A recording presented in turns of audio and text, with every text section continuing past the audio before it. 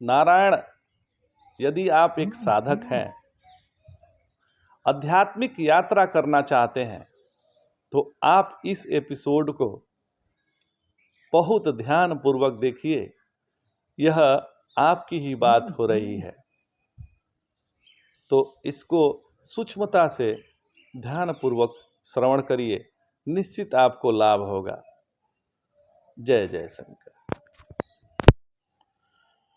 गुरु ब्रह्मा गुरु विष्णु गुरुर्देवो महेश्वरा, गुरु साक्षात परम ब्रह्म तस्मै श्री गुरुवे नमः। सदाशिव समारंभां शंकराचार्य मध्यमां अस्मदाचार्य पर्यंतां वंदे गुरु परंपरां। ओम श्री गुरुभ्यो नमः। ओम श्री परमात्मने नमः। हम लोग गीता के 15वें अध्याय पर विचार कर रहे हैं। पिछले एपिसोड में हम लोग 17वें श्लोक पर विचार किए थे। भगवान ने 16वें श्लोक में कहा कि द्वामिमो पुरुषो लोके क्षरश्चाक्षर एव च क्षरः सर्वाणि भूतानि कुटस्थो अक्षर उच्यते। भगवान ने कहा कि संसार में क्षर अक्षर दो पुरुष हैं, उसमें संपूर्ण भूत जो है वह क्षर है। संपूर्ण भूत से तात्पर्य है जितने जीव हैं, जितने द्रष्टव्य, जिस दृष्टि से जो देखा जा सकता है, अपने दृष्टि से हम जिसको देख रहे हैं वह सब क्षर है। और जो कुटस्थ है, मतलब जीव को उन्होंने अक्षर कहा।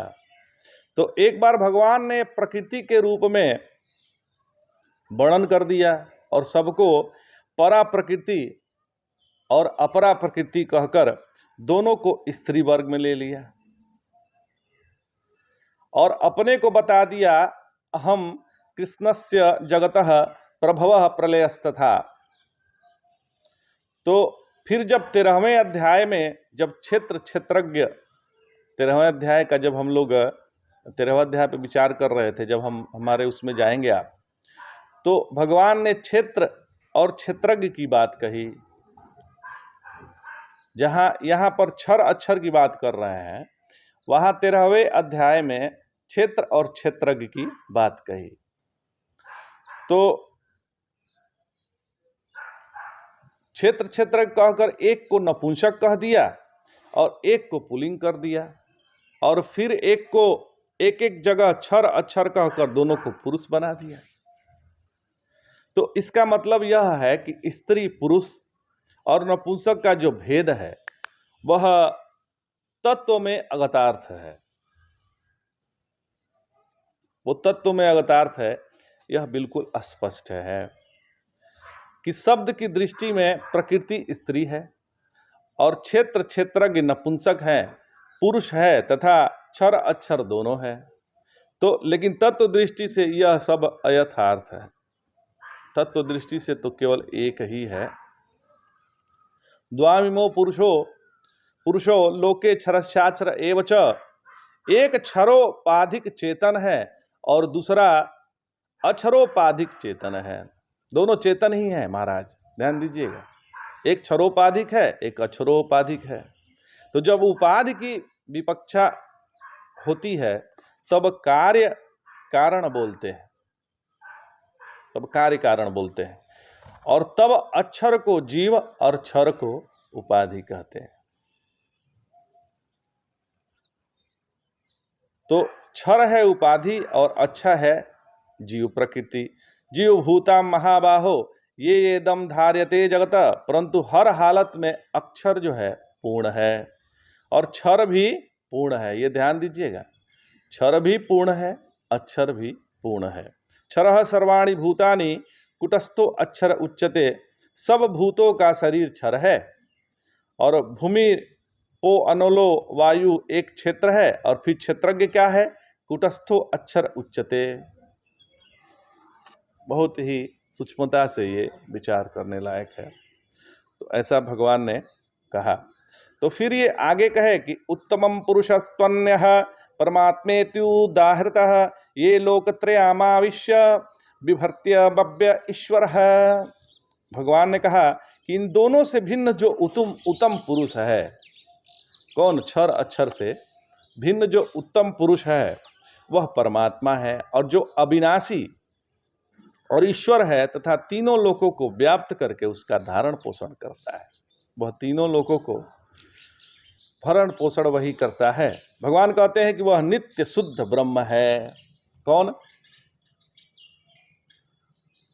तीसरे पुरुष को कह रहे हैं, उत्तम पुरुष को कह रहे हैं। जिसको हम लोग माया कहते हैं वह उस परम तत्व का ही स्वरूप है।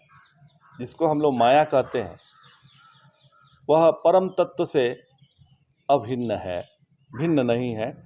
वही सबको सत्ता स्फूर्ति प्रदान करने वाला है। आत्मा में उपाधि जुड़ गई तो वह जीव हो गया। आत्मा तो एक ही है उसमें उपाधि को जोड़ दिया तो जीव हो गया, और वह जब जीव के उपाधि नष्ट हो गया तो वह परमात्मा हो गया। है वही, लेकिन उपाधि के कारण ही अन्य प्रतीत हो रहा है। तो यहां जीव का प्रसंग इसलिए है कि पहले भी हम थे, और जब भी अब भी हम हैं, आगे भी हम होंगे। ये शरीर मिलता रहता है, छूटता रहता है, तभी तो स्वर्ग लोक नरक लोक की बात होती है। तो जीव जो है वह मरता नहीं है। वो जीव कौन है? तो वह परमात्मा ही है। उसने उपाधि धारण की हुई है जीव की, इसलिए जीव है। अच्छा, क्योंकि हम अखंड हैं, अखंड सत्ता है। जैसे हम कल कुछ दिन पहले लौकरिया गए थे, फिर हम बलिया आ गए, तो हमारे लिए लौकरिया मर गया। फिर हम बलिया छोड़कर जोधपुर चले जाएंगे या बनारस चले जाएंगे तो हमारे लिए बलिया मर जाएगा। तो जोधपुर में पैदा हो जाएंगे, बनारस जाएंगे तो बनारस में पैदा हो जाएंगे। तो अरे बचपन का देह हमें मिला था, तो बचपन का देह चला गया, जवानी आ गई, फिर जवानी का देह चला जाएगा, बुढ़ापा आ जाएगा। तो हम तो ज्यों के त्यों हैं, देह बदल रहा है। जो ज्यादा जीने की कल्पना करते हैं और जो आत्महत्या करना चाहते हैं, ध्यान दीजिएगा, जो ज्यादा जीना चाहते हैं और जो आत्महत्या करना चाहते हैं, इन दोनों की भ्रांति एक ही है। जैसे कोई अमीर होकर दुखित होता है, अमीर है और दुखित है, और कोई गरीब होकर दुखित होता है। कोई अमीर होकर भी दुखित होता है और कोई गरीब होकर भी दुखित होता है। इन दोनों की एक ही समस्या है, केवल पैसा। पैसा ही दोनों की समस्या है। इसी प्रकार से जो ज्यादा जीना चाहता है या जो आत्महत्या करना चाहता है, इन दोनों की भी समस्या एक ही है। क्या है? ये अपने को देह मान के रखें कि हम यह देह हैं। हम देह नहीं है महाराज, हम देही हैं। इसलिए जीव माने क्या? तो तीन चीजों को का एकत्रीकरण को जीव कहते हैं। तीन चीज एकत्रीकरण कर लीजिए, उसको जीव कहते हैं। जैसे पानी में प्रतिबिंब माने क्या? जो पानी में प्रतिबिंब सूर्य का पड़ रहा है, उसका माने क्या है? तो यदि सूर्य का प्रतिबिंब पानी में पड़ता है तो क्या सूर्य ने पानी में प्रवेश किया है? तो नहीं। तो यह जो नहीं है भाई, बहन, पिता, पुत्र, पति, पत्नी आदि जो नहीं है, इनको लेकर हम दुखी हो रहे हैं। जैसे दर्पण के प्रतिबिंब को ठीक नहीं किया जा सकता, वैसे ही उपाधि जो प्रतिबिंबवत है उसको सुधारा नहीं जा सकता। मतलब हम अपने को सुधार सकते हैं महाराज, अपने को हम सुधार सकते हैं। अपने प्रतिबिंब जो यह संसार है उसे सुधार नहीं सकते। यह प्रतिबिंबवत ये जो संसार दिख रहा है यह अपना ही प्रतिबिंब है, इसको कैसे सुधारेंगे? क्योंकि इनकी कोई सत्ता नहीं है। जिनके लिए हम दुखित होते हैं उनका कोई अस्तित्व ही नहीं है। यह देह जिसके लिए हम दुखित होते हैं, यह संसार जिसके लिए हम दुखित होते हैं, क्या यह अपना है? क्या संसार आपकी बात सुनता है? क्या यह देह भी आपकी बात सुनता है? नहीं सुनता है महाराज।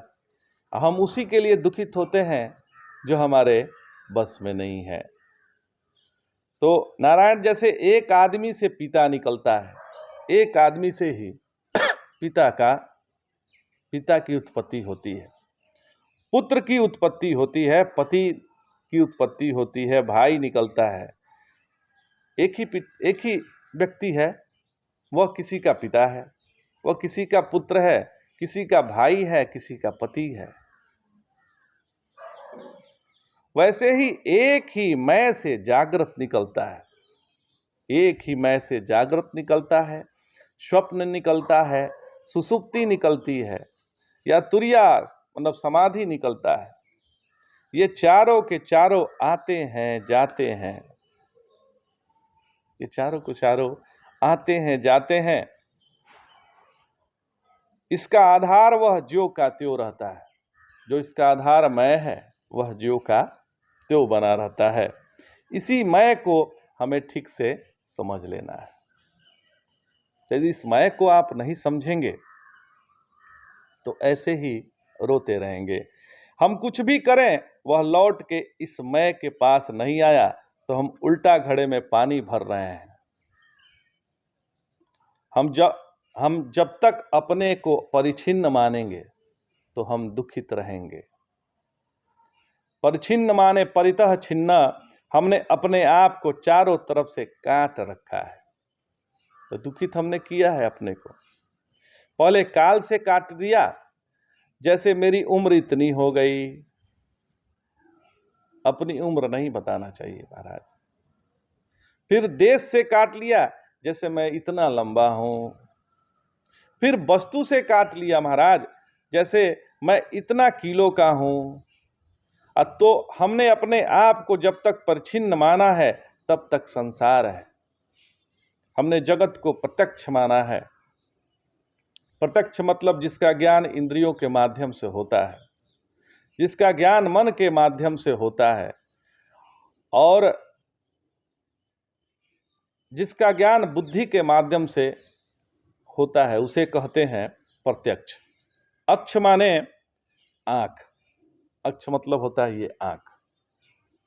और जो इंद्रियों के माध्यम से ज्ञात होता है उसे जगत कहते हैं। तो पहले परिच्छिन्न अपने को माना, प्रत्यक्ष जगत को माना, और जिस भगवान को लेकर हम परेशान हैं उसको परोक्ष माना। मतलब केवल सुना है, किसी ने बताया है, किसी ने न बताया है, न देखा है, न जाना है। एक ही तत्व पर जीव, जगत और ईश्वर, इन तीन विभाग केवल औपाधिक हैं। औपाधिक मतलब उपाधि के कारण है। औपाधिक से यही तात्पर्य है, उपाधि से, कि ये कारण है। यदि हमारा योग्य प्रकार से आध्यात्मिक जीवन चल रहा है तो उसके क्या लक्षण है, नोट कर लीजिए। बहुत बढ़िया चीज बताने जा रहे हैं। यदि हमारा योग्य प्रकार से आध्यात्मिक जीवन चल रहा है तो उसका लक्षण क्या हो गया? तो पहला, जगत को, वस्तुओं को लेकर, जो जगत में वस्तुएं हैं उसको लेकर हम परेशान होना बंद हो जाए। हम परेशान होना बंद हो गए हैं, मतलब हमें परेशानी नहीं होती है। दूसरा, जगत में व्यक्तियों और संबंधियों को लेकर दुखित होना हमेशा के लिए बंद हो गया है। जब हम अन्य से बात करते हैं तो हम अपने भूत के संग्रह की बात करते हैं। कभी किसी अन्य से बात करके देखिएगा तो हम अपने भूतकाल का ही बात करेंगे, जो हमने संग्रह करके रखा है कि भूत में ये हुआ, वो हुआ, यही बात करेंगे। और अपने भूतकाल के संबंधों की बात करते हैं, जो संग्रह किए हैं, संबंध बनाए हैं, उसी का आपने बात किया। किसी से भी बात करेंगे तो संग्रह और संबंध को कभी मत छेड़िए महाराज, और फिर बोल करके दिखाइए। यदि संग्रह और संबंध की बात ही मन मुंह से न आए तो फिर कोई बोलने की वस्तु ही नहीं है। जितना संग्रह और संबंध है, जितना संग्रह और संबंध है उतना ही अहंकार है। मैंने ये किया, मैंने वो किया, मैंने ये किया, बात यही हो रहा है भूतकाल की। तो नारायण एक ही परमात्मा प्रकृति के दृष्टि से देखें तो क्षर है, और इस प्रकृति में जो जीव भाव से प्रकट हो रहा है वह जीव है। और यदि किसी को देश का प्रधानमंत्री होना हो तो पहली आवश्यकता यह है कि वह उस देश का नागरिक होना चाहिए। नागरिक न हो तो वह प्रधानमंत्री नहीं हो सकता। तो जिसको व्यक्तिगत जीव कहते हैं वही समष्टि होने से ईश्वर कहलाता है। और उपनिषद में आता है कि एक ही डाली पर दो पंछी बैठे हुए हैं, यह उपनिषद में आता है। इन दोनों की क्या विशेषता है? तो वो दोनों एक जैसे ही हैं, दोनों में भिन्नता नहीं दिख रही है। उसमें एक पंछी वह है जो इस पेड़ के फल को खाता है, और यदि फल मीठा है तो खुश हो जाता है, खूब झूमने लगता है, और कड़वा है तो वह रोने लगता है। यदि फल कड़वा है तो वह रोने लगता है, और जो दूसरा पक्षी है वह उस पेड़ के फल को खाता ही नहीं है, और इसलिए अपनी मस्ती में रहता है। न उसको सुख है न उसको दुख है। तो अब इस देह को वृक्ष मान लीजिए, और इस पर दो हैं पक्षी। एक तो वह है जो देह के जो कर्म फल है उसको भोगता है और करता है, उसे सुख दुख पाता है, और दूसरा वह है जो इस देह के कर्म फल है उसको प्रकाशित करता है, लेकिन प्रभावित उससे नहीं होता है। तो साधना क्या हो गई? अपने जीवन में आने जाने वाले जो सुख दुख हैं, जो सुख दुख के प्रसंग हैं, उसका अनुभव तो होगा, पर उससे प्रभावित होकर हम सुखी दुखी नहीं होंगे। यही आध्यात्मिक साधना है, इसी को आध्यात्मिक साधना कहते हैं। तो आज तो हमें 18वें श्लोक पे विचार करना था, लेकिन चूंकि आध्यात्मिक साधना की बात हो रही थी तो हमने उसी श्लोक को जो पूर्व हमने पढ़ा अध्ययन किया था उसी पर हमने थोड़ा विधिवत समझाने की दृष्टि से हमने इस एपिसोड को रखा है। तो आज इतना ही। जय जय शंकर, हर हर शंकर, नमामि शंकर भजामि शंकर, जय जय शंकर, हर हर शंकर।